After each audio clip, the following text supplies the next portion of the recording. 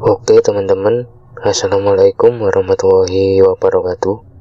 Cerita kali ini adalah kiriman dari saudara kita, Ilham asal Wonogiri, yang pada tahun 2007 silam melakukan pendakian bersama 5 orang temannya, yang kemudian harus berakhir dengan meninggalnya salah satu dari mereka karena kondisi fisik yang tidak baik dan juga teror yang mereka hadapi selama pendakiannya. Gunung Lawu memang terkenal dengan berbagai kisah-kisah di luar nalar yang sering dialami oleh para pendaki, dan beberapa kali bahkan sampai merenggut nyawa dari pendaki itu sendiri.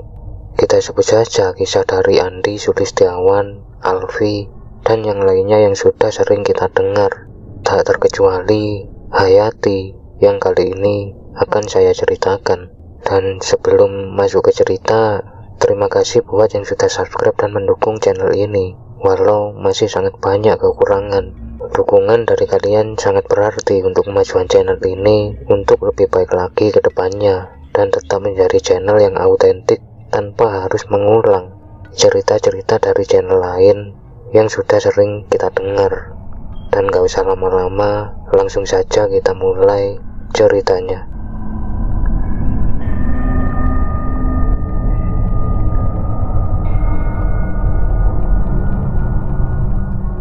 Kisah ini akan saya mulai pada Oktober 2007 silam.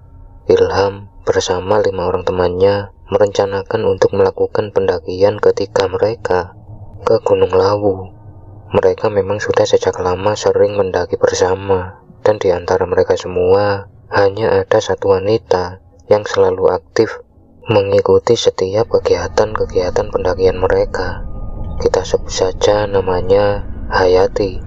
Bagi Ilham, Hayati sudah seperti adiknya sendiri, yang walau perangainya ini sangat manja, tapi Hayati selalu kuat dan gak pernah mengeluh sedikit pun ketika sedang mendaki.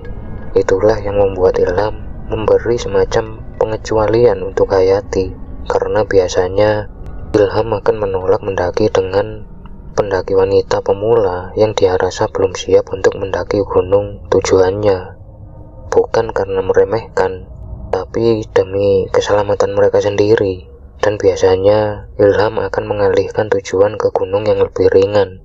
Singkat cerita, 3 hari sebelum berangkat, mereka masih belum memutuskan mereka akan lewat jalur mana. Mereka sempat berunding, tapi entah kenapa saat itu Hayati benar-benar ngeyel ingin lewat jalur Cemoro Sewu.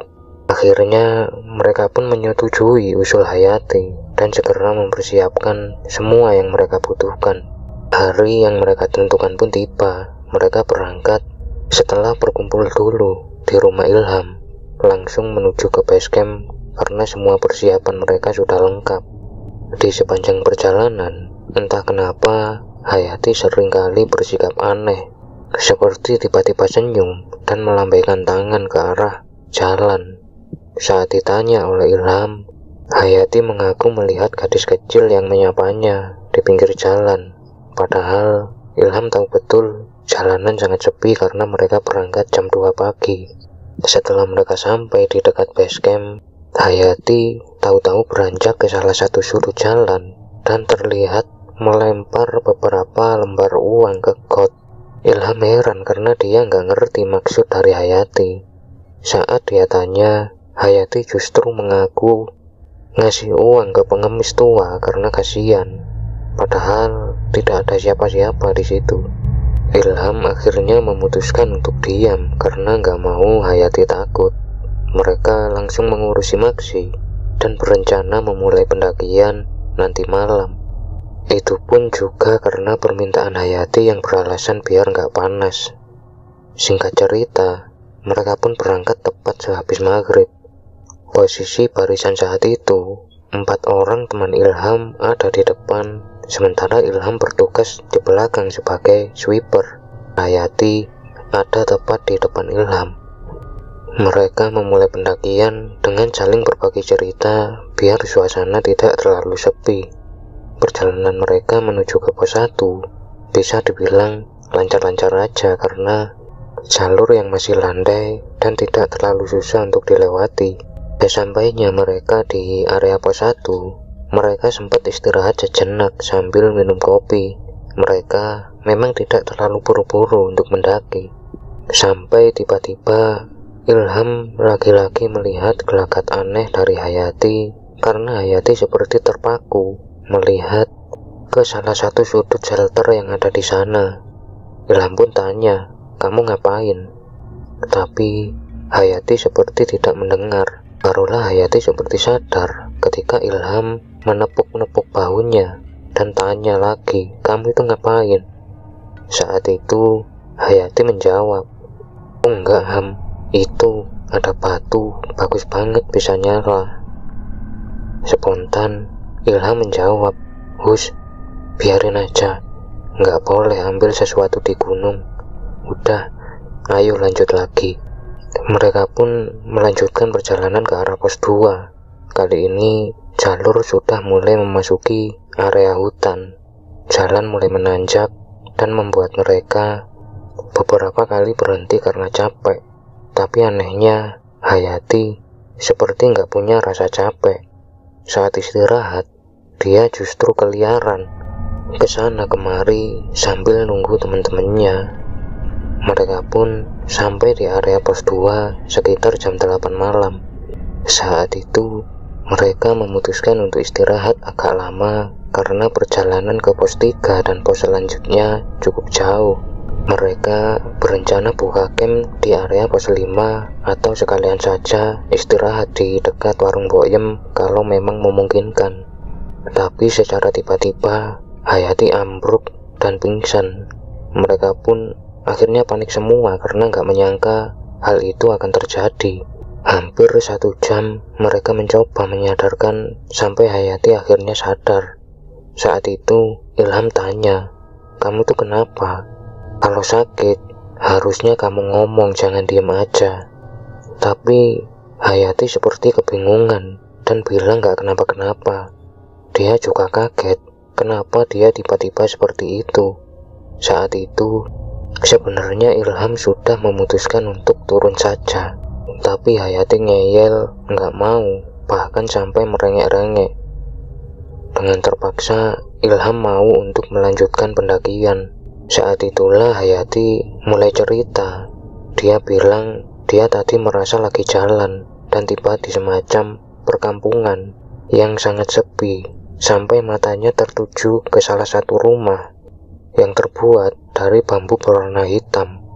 Hayati merasa terpanggil, entah kenapa dia berjalan dan masuk ke rumah itu. Saat itu Hayati kaget karena ternyata di dalam rumah itu sangat luas dan banyak sekali gadis muda seumuran dia yang berlalu lalang.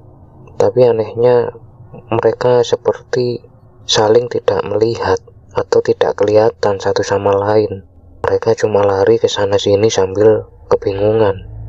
Sampai tiba-tiba Hayati seperti mendengar suara Ilham dan tahu-tahu dia sadar dari pingsannya. Mendengar itu, entah kenapa Ilham merasakan firasat yang benar-benar buruk.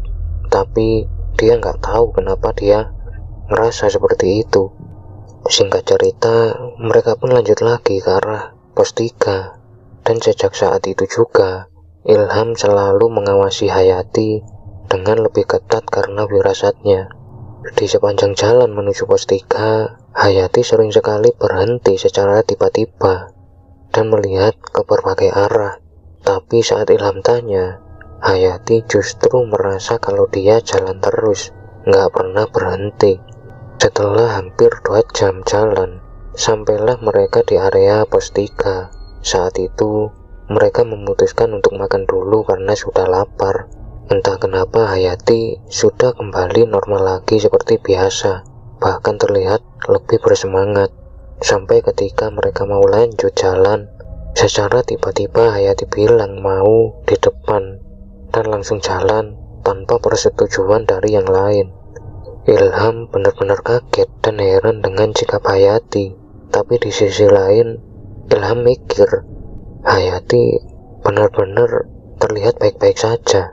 Mereka pun mau gak mau jalan karena Hayati sudah jalan duluan. Awalnya mereka ngerasa biasa-biasa aja, tapi makin lama suhu udara dan suasana mulai berubah menjadi lebih dingin dan lembab. Tapi mereka tidak terlalu memperhatikan. Mata Ilham juga nggak pernah lepas dari Hayati karena dia masih merasa curiga dengan sikapnya. Sampai akhirnya mereka semua benar-benar kaget ketika mereka tahu-tahu sampai di semacam rawa-rawa yang sangat luas. Mereka semua heran, sejak kapan di sana ada rawa-rawa, apalagi seluas itu. Seolah-olah mereka sedang berada di gunung yang lain. Mereka semua juga sama sekali tidak mengenali tempat dan jalur yang mereka lewati. Dan hal itu berubah menjadi rasa panik karena Hayati secara tiba-tiba menceburkan diri ke rawa itu, disertai dengan suara tawa yang sangat besar seakan-akan memenuhi seluruh tempat itu. Ilham spontan berlari untuk menyelamatkan Hayati, dan saat dia berhasil membawa Hayati naik, ternyata semua teman-temannya sudah nggak ada. Mereka semua lari meninggalkan Ilham dan Hayati yang sedang pingsan. Saat itu dengan berbagai cara Ilham berusaha membuat api unggun untuk menghangatkan diri. Singkat cerita, perlahan Hayati pun sadar, dan lagi-lagi keheranan kenapa dia basah semua. Ilham hanya meminta Hayati untuk fokus menghangatkan badan karena semua barang yang mereka bawa basah kuyup. Mereka pun hanya terdiam. Ilham nggak mau tanya apa yang Hayati alami karena dia hanya mau fokus untuk bertahan dan segera turun. Sampai akhirnya mereka pun tertidur karena kelelahan. Esok harinya Ilham terbangun dalam keadaan terkejut karena tahu-tahu mereka sudah berada di pos 4. Ilham segera membangunkan Hayati, tapi ternyata Hayati seperti demam dan menggigil. Badannya pun sangat dingin. Ilham pun mengeluarkan semua pakaiannya untuk membungkus Hayati dan buat api unggun serta minuman hangat untuk pertolongan pertama. Tapi semua yang Ilham lakukan seperti sia-sia. Keadaan Hayati justru terlihat semakin buruk. Saat itulah Ilham sangat menyesali kenapa teman-temannya pada kabur semua, karena gak mungkin Ilham bisa menandu Hayati sendirian. Sebenarnya Ilham mau menunggu pendaki lain atau naik sendiri untuk minta bantuan, tapi dia tidak tega untuk meninggalkan Hayati sendirian. Yang akhirnya Ilham pun memutuskan untuk menggendong Hayati turun sendirian. Ilham berusaha secepat mungkin untuk turun dengan menggendong Hayati. Sempat beberapa kali Ilham hampir jatuh karena gak kuat lagi, tapi akhirnya dia berhasil sampai di bawah. Saat itu Ilham langsung pingsan begitu dia selesai menurunkan Hayati di dekat area base camp, dan dia sudah gak ingat lagi apa yang terjadi. Ilham kemudian baru sadar sore harinya, dan saat itulah Ilham benar-benar terpukul mendengar kabar kalau ternyata Hayati sudah meninggal. Bahkan dokter yang memeriksanya bilang sudah sekitar 10 jam Hayati sebenarnya sudah nggak ada, yang artinya Hayati sudah pergi saat berada di gendongan Ilham yang berjuang untuk turun demi menyelamatkannya. Sejak saat itu sampai detik ini, walau sebenarnya bukan sepenuhnya salah Ilham, tapi Ilham masih sangat menyesali apa yang terjadi dengan Hayati. Andai dia berhasil membujuk Hayati untuk pulang, mungkin saja mereka masih bisa mendaki sama-sama sampai saat ini. Semoga kisah dari Ilham ini bisa menemani dan menghibur kalian semua, sekaligus mengingatkan kita untuk selalu berbuat baik, karena ajal tidak pernah ada yang tahu kapan datangnya dan apa penyebabnya. Semoga almarhumah Hayati bisa diterima di sisi Tuhan dan diampuni segala dosa-dosanya. Sampai ketemu di cerita-cerita selanjutnya. Tetap sehat dan salam Rahayu.